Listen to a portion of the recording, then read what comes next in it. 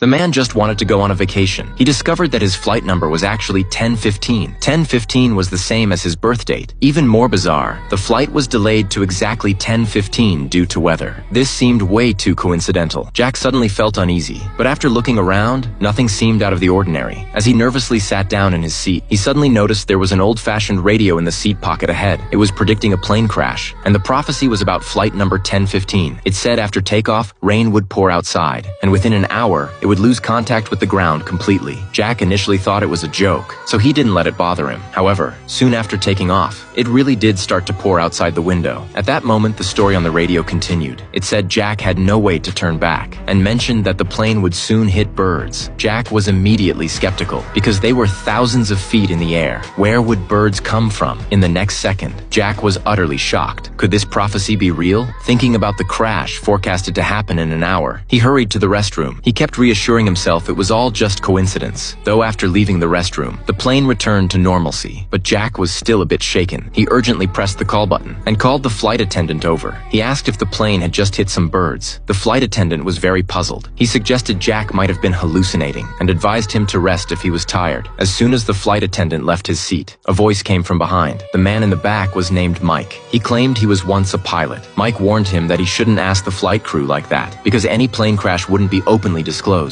Jack was left puzzled after hearing this. If the jolt was indeed caused by birds hitting the plane, that meant the prediction on the radio was true. To avoid the crash happening in 1 hour, Jack put on headphones to keep listening. The radio then said the flight would completely disappear at 11:15, and, before vanishing, the captain would broadcast his goodbye to the passengers. At that moment, Jack was left clueless what to do, when a sudden message came over the speaker. The plane was soon entering a storm. Jack broke out in cold sweat instantly. It seemed like these radio predictions were coming true. Realizing sitting idly would be disastrous, Jack decided to take action. He urgently searched for clues in the cabin, trying to prevent the upcoming crash. He noticed a pair of twins were engrossed on their phones. He hurriedly told them to shut off the devices, to avoid disruptions to the flight. However, the twins ignored him completely. A heated argument ensued in the cabin, which immediately brought over a flight attendant to intervene. So, Jack had no choice but to return to his seat. The radio broadcast again, saying there was a dangerous individual on board, now being observed by a hidden agent. Soon, Jack set his sights on two men with beards. They seemed very suspicious to him. To prevent a tragedy,